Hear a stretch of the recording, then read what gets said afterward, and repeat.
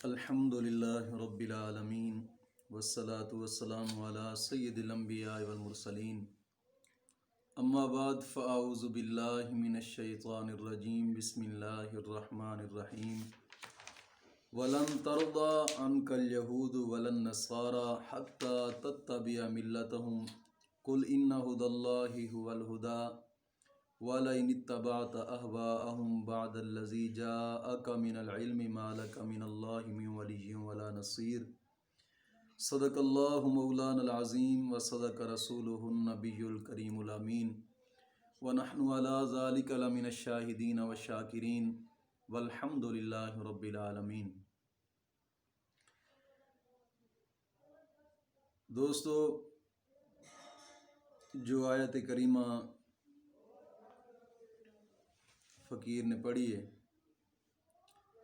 مولا کریم اس آیت کریمہ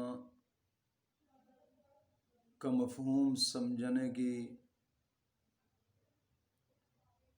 اور تمام دوستوں کو اس پر عمل کرنے کی توفیق عظیم عطا فرمائے۔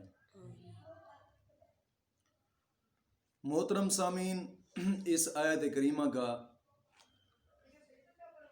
بالکل مختصر ترجمہ مفہوم میں سمجھا رہا ہوں۔ اللہ رب العزت نے اس آیت کریمہ میں فرمایا، سورۃ بقرہ آیت نمبر 120، اللہ فرماتا ہے کہ ہرگز ہرگز یہود و نصارہ تم پر راضی نہ ہوں گے جب تک کہ تم لوگ ان کے دین کی پیروی نہ کرو۔ اس وقت تک وہ تم پر راضی نہیں ہو سکتے جب تک تم ان کے دین کی پیروی نہ کرو۔ اور یہ بھی فرمایا کہ وَلَئِنِ اتَّبَعْتَ أَهْوَاءَهُمْ، حالانکہ خواہشات، ان کی خواہشات کے اوپر تم پورا اترو تب بھی وہ تم سے راضی نہ ہوں گے، یہاں تک کہ تمہارا ایمان بھی چھین کر لے جائیں گے۔ اللہ فرماتا ہے کہ کیا جب تمہارا ایمان بھی وہ چھین کر لے جائیں، تم ایمان سے خالی ہو جاؤ، پھر کون مددگار ہے اللہ کے سوا تمہارا؟ اور کون ہے تم کو جہنم سے بچانے والا سوائے رب کے؟ یہ مختصر آیت کریمہ پڑھ کے میں نے اس کا مختصر ترجمہ کیا ہے۔ جو مقصد کی بات ہے، کیونکہ ٹائم بڑا قلیل ہوتا ہے، میں ایک مدرس ہوں، میرے طلباء کا ٹائم زیادہ ضائع ہوتا ہے۔ تقریباً 3-4 ہفتہ سے ایک بات سننے میں آ رہی ہے، فقیہ العصر حضرت علامہ مولانا مفتی فضل احمد چشتی صاحب نے ایک پیغام جاری کیا تھا کہ جو شخص خادم حسین رضوی کے جنازے میں جائے گا تو اس کا میرے ساتھ کوئی تعلق نہیں ہوگا۔ صرف اس بات کے کہنے کے اوپر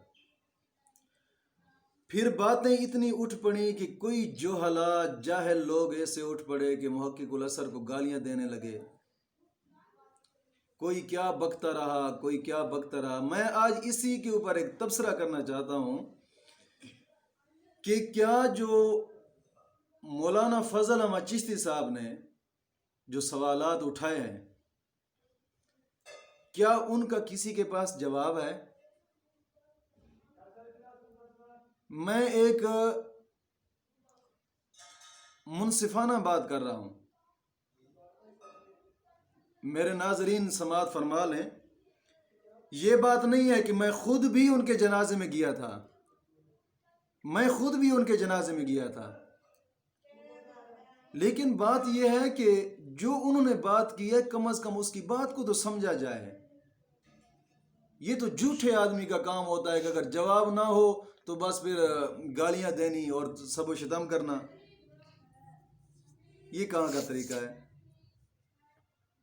انہوں نے جو بات کی ہے بڑے محفوظ الفاظوں میں انہوں نے فرمایا کہ جو جنازہ میں شریک ہوگا اس کے ساتھ میرا تعلق نہیں ہے، نہ کہ اس نے یہ کہا ہے کہ جناب جی وہ کافر ہو جائے گا۔ انہوں نے تو منافق ہونے پر بھی فتویٰ نہیں لگایا کہ وہ منافق ہوگا جو ان کے جنازے میں جائے گا۔ اتنے محفوظ الفاظ کہ جو ان کے جنازے میں جاتا ہے ان کا میرے ساتھ کوئی تعلق نہیں ہے۔ ان کا میرے ساتھ کوئی تعلق نہیں ہے. حالانکہ یہ بیان میں نے جنازے سے واپس آ کر بعد میں سنا ہے، اور وہ بھی 3-4 دن بعد. تو پھر اسی بات کے اوپر اتنی گالیاں دینیاں، اتنے سب و شتم کرنے، اور جاہل آدمی اٹھ پڑے کہ جن کو وضو کے فرائض کا پتہ نہ ہو وہ بھی محقق الاثر پر اعتراض کر رہا ہے. کیوں؟ الفاظ صرف اور صرف محفوظ الفاظ تھے، یہی تھے کہ جو ان کے جنازے میں شریک ہوگا اس کے ساتھ میرا تعلق نہیں ہے. حالانکہ میں جو بات کر رہا ہوں، میں ناظرین سے کہوں گا کہ میری بات کو ذرا دل کے کانوں سے سنیں، سمجھیں. میرا نہ کسی ایسے درویش کے ساتھ تعلق ہے، اور نہ ہی کہ میں یعنی ان کی طرف سے ایک بات کر رہا ہوں. میں صرف منصفانہ بات کر رہا ہوں. ذرا غور کر کے میری بات کو سمجھیں کہ انہوں نے جو الفاظ کہے کہ جو جنازہ میں شریک ہوگا اس کے ساتھ میرا تعلق نہیں ہے، کیا ان الفاظوں کے اوپر کوئی کفر کا فتویٰ لگ سکتا ہے؟ اور تعلق نہیں ہے، پھر اس کی وجہ تم لوگوں نے پوچھی ہے علامہ صاحب سے؟ بغیر وجہ پوچھنے کے کہ جناب جی گالیاں دینا اور کفر کے فتوے لگا دینا، یہ کہاں طریقہ ہے؟ انہوں نے جو سوال کیے ہیں، میں وہ سوال جو میری سمجھ میں آئے 5-6 سوال میں ان میں سے دہراتا ہوں. کہ پہلا سوال انہوں نے یہ کیا، اب سمجھیں، یہ ہمارے ایمان کا تقاضا ہے کہ ہم سب سے پہلے اللہ رب العزت کی اور اللہ رب العزت کی عزت کے بارے میں دل میں جگہ دیں گے کہ وہ ہمارا رب ہے. رب بڑا ہے، رسول چھوٹے ہیں. رب بڑا ہے، رسول چھوٹے ہیں. رب نے ہی تو حکم دیا ہے کہ رسول کو مانو، تبھی تو ہم مانتے ہیں. اگر رب ہی حکم نہ دیتا تو کون مانتا؟ رب بھیجنے والا ہے رسول کو، نبوت دینے والا رب ہے، اتنے بڑے شانہ والے مرتبے دینے والا رب ہے، اس کی ذات بڑی ہے. جو محقق الاثر، فقیہ الاثر حضرت علامہ مولانا مفتی فضل احمد چشتی صاحب نے جو سوال اٹھایا ہے، انہوں نے سوال تو یہی کیا ہے کہ جناب جی خدا تعالی کی گستاخی پر کوئی دھرنا نہیں ہوا، کوئی بات نہیں ہوئی، کسی نے چاں چروں بھی نہیں کی، اور رسول اللہ کی گستاخی پر دھرنے ہوئے ہیں. کیا معاذ اللہ تم رسول کو رب سے بڑا سمجھتے ہو؟ سب سے پہلے تو اللہ کی عزت کے بارے میں لڑنا چاہیے تھا نا تجھے، کہ جہاں جس ملک کے قانون میں مسٹر جناح کے بارے میں قانون یہ ہے کہ جناب جی کوئی اس کی گستاخی کرے گا تو 10 سال قید کیا جائے گا. 10 سال قید کیا جائے گا. جو اس کی توہین کرے گا مسٹر جناح کی، اور جو رب کی توہین کرے گا اس کے لیے کوئی قانون ہی نہیں ہے. کیا معاذ اللہ مسٹر جناح رب سے زیادہ مرتبہ رکھتا ہے؟ تو پھر وہاں مسٹر جناح کا اتنا ادب کیا جا رہا ہے اور رب کی اتنی توہین کی جا رہی ہے، کیا کوئی غیرت نہیں ہے رب کے بارے میں؟ سوال تو انہوں نے صرف اتنا ہی سمجھایا ہے نا کہ تم کم از کم اپنے رب کی غیرت سب سے پہلے رکھو. اتنی بات کہنے پر اور پھر زبان درازیاں شروع ہو گئی. یہ کیا طریقہ کار ہے؟ کم از کم سمجھیں تو صحیح نا پہلے سوال کو کہ جناب جی کوئی گرجا گھر کی توہین کرے اس کی سزا ہے، مندر کی کوئی توہین کرے ان کے قانون میں سزا ہے، کوئی ملک کے آئین کی توہین کرے ان کے اس پر سزا ہے. رب کی کوئی توہین کرے کوئی سزا نہیں ہے. آئے دن جو شیعہ حضرات بک بک کر رہے ہیں، رب کی گستاخیاں کر رہے ہیں. کوئی کہہ رہا ہے کہ یہ سورج کو علی نے پیدا کیا ہے، کوئی کہتا ہے آسمانوں کو علی نے کھڑا کیا ہے، کوئی کہہ رہا ہے میں نے خود سنے ہیں یہ کلپ. اور ایک تو ایسا بک بک کر رہا تھا، کہتا تھا کہ رب کا نام ہی علی نے اللہ رکھا ہے، علی ہی رب کو جنم دینے والا، نعوذ باللہ من ذالک. اتنی بڑی بڑی گالیاں، اتنی بڑی بڑی گستاخیاں. کسی نے اس بات کے اوپر تو کوئی نوٹس نہیں لیا، کوئی دھرنا نہیں دیا. حالانکہ رب کی ذات بہت بڑی ذات ہے، اس کے اوپر کوئی دھرنا نہیں دیا.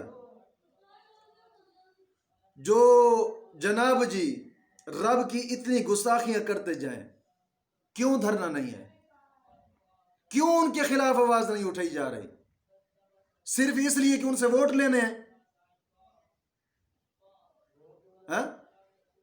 رب کی گستاخی ہو تو دھرنا نہیں ہے، ہر کسی کے ساتھ متفق ہے جناب جی ہم نے ووٹ لینے ہیں. مفتی فضل احمد چیشتی صاحب نے بات تو صرف اتنی کی ہے کہ جو رب کی عزت کے لیے آواز نہیں اٹھا سکتا، ہم اس کا جنازہ کیسے پڑھیں؟ یہ کوئی گالیاں دینے والا سوال نہیں ہے کہ انہوں نے سوال کیا تو تم گالیاں دو. کسی کے پاس جواب ہے تو دو، ہے کسی کی جرت تو آؤ جاؤ سامنے جاؤ نا. دور دور بیٹھ کر بک بک بک بک بک بک نیٹ کے اوپر کرنا، کیا یہ مرد کا طریقہ کار ہوتا ہے؟ کسی کے پاس جواب ہے تو جائیں علامہ صاحب کے سامنے اور بیٹھ کر پھر اسے سوال و جواب کریں، کسی کی اگر جرت ہے تو. یہ پہلا سوال انہوں نے اٹھایا کہ جو رب کی عزت کی خاطر نہیں لڑے، ہم ان کا جنازہ نہیں پڑھتے. ہم ان کا جنازہ نہیں پڑھتے جو رب کی عزت کی خاطر نہ لڑیں. مطلب کیا؟ کہ جو رب کی عزت کی خاطر نہیں لڑتا اس کے ساتھ میرا تعلق نہیں ہے. یہ سوال ان کا درست تھا، صحیح بات تھی.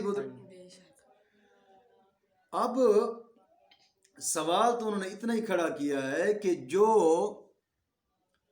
رب کی عزت کی خاطر کسی نے دھرنا نہیں دیا، کسی کو کچھ یاد نہیں رہا، جو جس طرح مرضی چاہے بھونکتا رہے رب کی عزت پر، رب کی گستاخی کرتا رہے، کوئی دھرنا نہیں ہے، کوئی اس کے ساتھ اختلاف نہیں ہے. ہاں، علامہ ڈاکٹر اشرف جلالی صاحب حق بات انہوں نے کہی تھی تو تب بھی گستاخی کا فتویٰ ان پر لگ گیا. اور یہ جناب جی کئی بک بک کرنے والے آگے، حنیف قریشی تھا یا عرفان مشدی تھا، یہ سارے آگے جناب جی اس نے گستاخی کی ہے، مل جل کر اس کو جیل میں ڈالا. حق بات کرنے والا شخص تھا، اس نے وہ مسئلہ جیسا بھی ہے، اگرچہ وہ مسئلہ اس نے حق بیان کیا تھا. اچھا، اس کے خلاف وہ یہاں تک بات کریں تو اتنے آوازیں اٹھ جائیں کہ یہاں تک کہ وہ جیل میں چلے جائیں. اور رب کی عزت پر کوئی شخص حملہ کرتا ہے تو اس کے لیے کوئی حملہ نہیں ہے، کوئی آواز نہیں اٹھاتا اس کے خلاف. وجہ کیا ہے؟ یہ پہلا سوال تھا ان کا کہ اللہ کی عزت کی خاطر کیوں نہیں لڑتے؟ جو اللہ کی عزت کی خاطر نہیں لڑتا اس کے ساتھ ہمارا تعلق نہیں ہے. یہ پہلا سوال تھا. کسی کے پاس جواب ہے تو آئیں سامنے بیٹھ کر بات کریں علامہ صاحب سے. دور دور بیٹھ کر بکنا کوئی مرد کا طریقہ نہیں ہے. اور دوسرا سوال جو انہوں نے اٹھایا ہے، یہ پہلا سوال تھا ان کا کہ جو اللہ کی عزت کی خاطر نہیں لڑتا اس کے ساتھ میرا تعلق نہیں. دوسرا سوال کہ جمہوریت کو ماننا یہ کفر ہے، یہ ہمارے اکابرین کا فتویٰ ہے. اٹھائیں فتح بریلی شریف، اٹھا دے بدر، اٹھا دے. یہ فتح بریلی شریف ہے، یہی ساتھ کھڑا ہے. فتح بریلی شریف، یہ فتح بریلی شریف ہمارے اکابرین کا فتاوی ہے، وہ اکابرین کے جو اعلیٰ حضرت فاضل بریلوی کے مسند کے آس پاس بیٹھے ہیں، یہ ان کا فتویٰ ہے۔ جمہوریت کے بارے میں انہوں نے کیا لکھا ہے؟ صفحہ نمبر 421 سے مفتی صاحب نے حوالہ دیا ہے کہ جناب جی وہ لکھ رہے ہیں کہ موجودہ جمہوریت اسلام کش ہے، اس کا معنی سیکولرزم ہے۔ بات نہیں سمجھ آئی؟ جو انگریزی ڈکشنری کے مطابق لا دینیت ہے، کوئی دین نہیں ہے۔ جمہوریت اسلام کو قتل کرنے کا ایک طریقہ ہے، اسلام کو ختم کرنے کا ایک طریقہ ہے، اور جو جمہوریت کو اچھا سمجھے وہ اس کا تو خود کا ایمان نہیں ہے۔ بات نہیں سمجھے؟ سوال تو انہوں نے یہ اٹھایا ہے کہ جناب جی جو جمہوریت کو مانے وہ اس کا تو خود کا اپنا ایمان نہیں بچتا، اگر کوئی اس کا ایمان بچا سکتا ہے تو سامنے آئے، اس سوال کا جواب دے، پھر پشت کرے اپنے اکابرین کے فتاوی جات کو بھی، اسلام کو بھی پشت کرے، اور اس پر جو انہوں نے دلیل دی ہے جمہوریت اسلام کش ہے، جو انہوں نے دلیل دی ہے میں وہ آپ کو سمجھا رہا ہوں۔ بات نہیں سمجھ آئی؟ جو انہوں نے دلیل دی ہے وہ دلیل یہ تھی کہ بھئی ہمارے مسلک کی جان ہے یا رسول اللہ، یا رسول اللہ کیا ہے؟ ہمارے مسلک کی جان ہے، ہمارے مسلک کی جان ہے، اور ہمارے مسلک کی پہچان ہے۔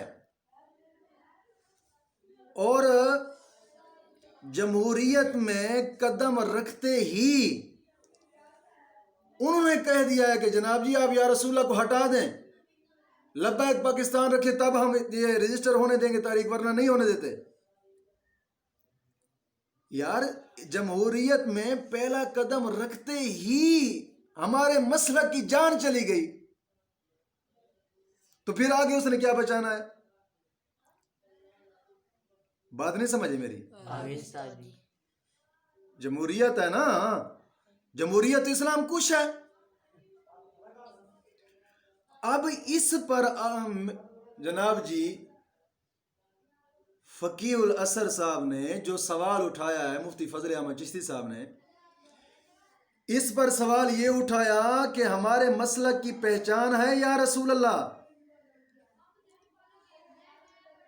سمجھ نہیں آئی؟ جان ہے ہمارے مسلک کی یا رسول اللہ، اور اس کو کاٹنے کا مطالبہ جن کی طرف سے کیا گیا ہے، جن کی طرف سے کیا گیا، کیوں کیا گیا ہے، اور پھر ان کی طرف سے وہ مطالبہ تسلیم کیوں کیا گیا ہے؟ جب ہم تھے ہی عاشق رسول، جب ہم تھے ہی عاشق رسول، تو پھر عشق کا تقاضا تو یہ ہے کہ جان چلی جائے نا۔ تحریک نام بننے کی وجہ سے تم نے یا رسول اللہ کو کٹوا دیا،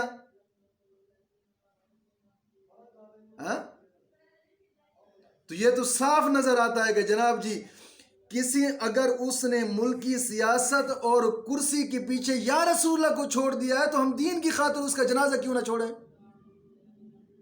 سوال تو ٹھیک ہے۔ اس کا جواب ہمیشہ علم کا علم سے توڑ کریں۔ یہ مطلب نہیں ہے کہ گالی گلوچ اور بک بک جگہ جگہ پہ بک بک کرنا، یہ کہاں کا طریقہ ہے؟ میں آج بھی برسریام کہہ رہا ہوں، اگر کسی کی جرت ہے تو آئیں سامنے استادوں کے۔ کمال ہو گئی یار، ہر جہل بدھو آدمی اٹھ کر جناب جی علماء پر بکواس کرے۔ کس کو یہ حق بنتا ہے؟ کس کو یہ حق پہنچتا ہے؟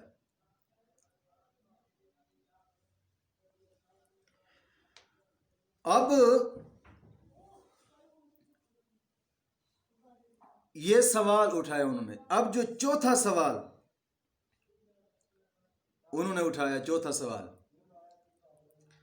کہ جناب جی اگر کوئی یہ کہے کہ مذہب کی سیاست نہیں چل سکتی، اگر کوئی یہ کہے کہ مذہب کی سیاست نہیں چل مذہب کی سیاست نہیں چل سکتی، ہماری مجبوری ہے، تو پھر مان لو کہ یہ ملک ہی سیکولرزم ہے، کفر کا نظام ہے۔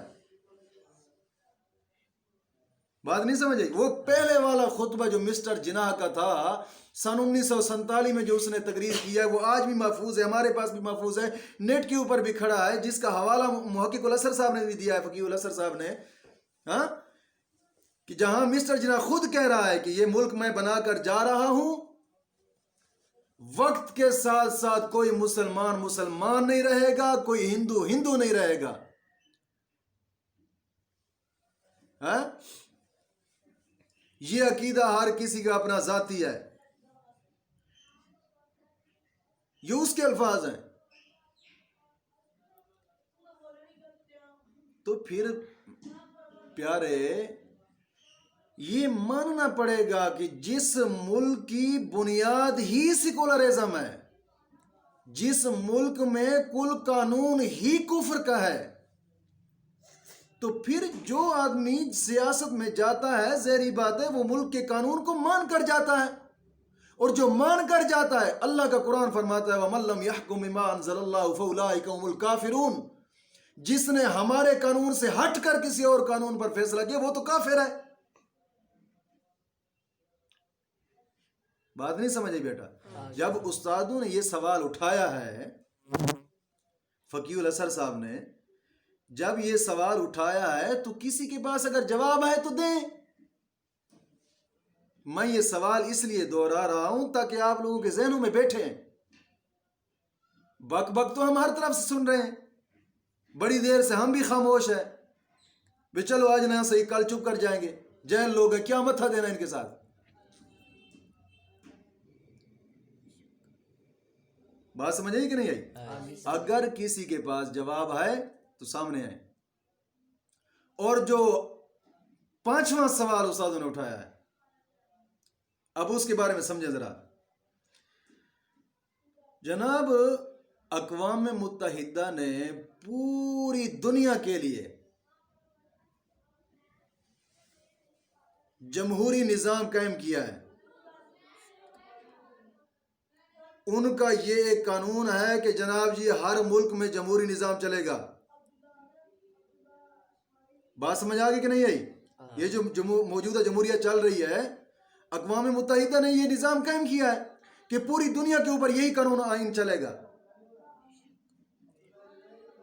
اب پوری دنیا کے اوپر اگر یہی آئین اور قانون چلے گا تو سعودیہ کوئی دنیا سے باہر تو نہیں ہے، اور بھی کئی ریاستیں ایسی ہیں کہ جہاں اسلام کا قانون نافذ ہے، اسلامی حکومتیں ہیں،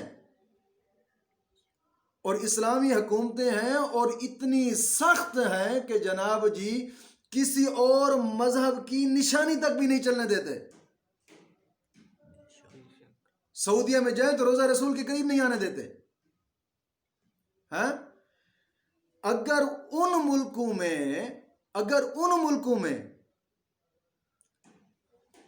مذہبی ان کی سیاست چل سکتی ہے تو پھر پاکستان میں کیوں نہیں چل سکتی؟ بات نہیں سمجھے میری؟ سوال تو استادوں نے یہی اٹھایا ہے کہ بھئی جناب اگر وہاں ان کا مذہب چل سکتا ہے تو پاکستان میں بھی سنی مذہب چل سکتا ہے، کیوں نہیں چل سکتا؟ جب اگر چل سکتا ہے تو پھر یا رسول اللہ کیوں کٹوایا ہے؟ بات نہیں سمجھ آئی؟ اوروں میں چل سکتا ہے تو پاکستان میں کیوں نہیں چل سکتا؟ یہاں بھی تو چلنا چاہیے۔ اگر وہابی اپنا مذہب سعودیہ میں چلا سکتے ہیں، وہ اپنا جناب جی قانون ملک کے اندر کسی اور مذہب کی جناب جی نہ ہی کوئی شاعر چلا سکتے ہیں، کوئی کچھ نہیں ہو سکتا، تو ہمارے ملک کے پاکستان میں بھی تو چلنا چاہیے تھا جناب جی حضور کا نام، لبیک یا رسول اللہ کٹوانے کی کیا ضرورت تھی؟ تو پیارے یہ ایک قانون ہی کفر کا ہے، نظام ہی جمہوری ہے، کہ اگر وہ اسلام کو ساتھ لے کر آئے تو اس ملک کی سیاست میں حصہ ہی نہیں لے سکتا. اپنے دین کو چھوڑے گا تب اس سیاست میں حصہ لگائے گا. جب سیاست میں آئے گا تو اپنے دین کو چھوڑ کر آئے گا. سمجھ نہیں آئی؟ تبھی تو کلندر لاہوری نے فرمایا تھا نا کہ دی ہاتھ سے دے کر اگر آزاد و ملت، دی ہاتھ سے دے کر اگر آزاد و ملت ہے ایسی تجارت میں مسلمان کا خسارہ. بات نہیں سمجھ آئی؟ تو بھائی جہاں سیاست میں داخل ہوتے ہی اپنا مسلک اپنا مذہب ہی نہیں بچا سکے تو آگے پھر دین کیا لائیں گے؟ جنہوں نے اب سیاست کی خاطر رسول کے نام کو چھوڑا ہے انہی کے بارے میں تو فقیہ الازہر صاحب نے کہا ہے کہ اگر وہ سیاست کی خاطر رسول کے نام کو چھوڑ سکتے ہیں، ہم دین کی خاطر رسول کی خاطر ان کا جنازہ کیوں نہیں چھوڑ سکتے؟ بات نہیں سمجھ آئی؟ اور میں اور بات کر رہا ہوں کہ جناب جی اگر وہ یہ بات بولیں، پہلی بات تو یہ ہے کہ یہ اگر کسی کے پاس علم ہے تو جواب اختلاف رکھیں، علم کا علم کے ساتھ توڑ کریں، علم کا علم کے ساتھ جواب دیں. اگر علم نہیں ہے تو پھر ٹانٹا کیسی، بک بک کیسی؟ میں یہ بات اپنی طرف سے اور کر رہا ہوں، اپنی طرف سے، یہ ان کی تقریر میں نہیں. میں یہ کہتا ہوں کہ تم جو کہتے ہو ہم جمہوری ہیں، ہم جمہوریت کو مانتے ہیں، تو جمہوریت کا تو یہ قانون ہے کہ جون بولے آزادی ہے، بولنے کی آزادی ہے، جون جس طرح بولے آزادی ہے. اگر ہر کسی کو بولنے کی آزادی ہوتی ہے جمہوریت میں، یہ قانون ہے کہ جمہوریت میں ہر کسی کو بولنے کی آزادی ہوتی ہے. اگر فقیہ الازہر صاحب نے بول دیا ہے تو کون سی قیامت ڈھہ پڑی ہے کہ جناب جی ماں بہن کی گالیاں ہو گئی ہیں، بک بک کرنے لگے؟ کیا ان کا حق بولنے کا نہیں ہے؟ وہ بول نہیں سکتے کیا؟ یہ کرسیوں کی خاطر بولے، وہ رب کی عزت کی خاطر نہیں بول سکتا؟ یہ جمہوریت کے خلاف جمہوریت کی خاطر یہ بولے، وہ رسول کے دین کی خاطر نہیں بول سکتا؟ بول سکتا ہے. تو میں ناظرین سے صرف یہ التجا کروں گا، میں نے جو باتیں کی ہیں وہ حقیقت ہیں اور منصفانہ باتیں کی ہیں. میں پھر کہہ رہا ہوں کہ میرا کسی خاص درویش کے ساتھ تعلق نہیں، میں تنہا ایک کونے میں بیٹھ کر دین کا کام کر رہا ہوں. اور میرا مفتی فضل احمد چشتی صاحب سے بھی ان دنوں میں کوئی فونی رابطہ نہیں ہوا کہ شاید میں ان کی طرف سے یہ جناب جی یہ بیان دے رہا ہوں. لیکن میں اتنا ضرور کہوں گا جو حق ہے اس کو سمجھیں. ہاں اگر کسی کے پاس علم ہے تو علمی طور پہ توڑ کریں تو بے شک آئیں میدان میں، ہر کسی کو اجازت ہے. ورنہ یہ بک بک والے کام چھوڑ دیں. مولا کریم دین کی سمجھ عطا فرمائے. وما علینا الا البلاغ المبین. اور خاص کر ان سوالوں کو دوستو ضرور سمجھنا.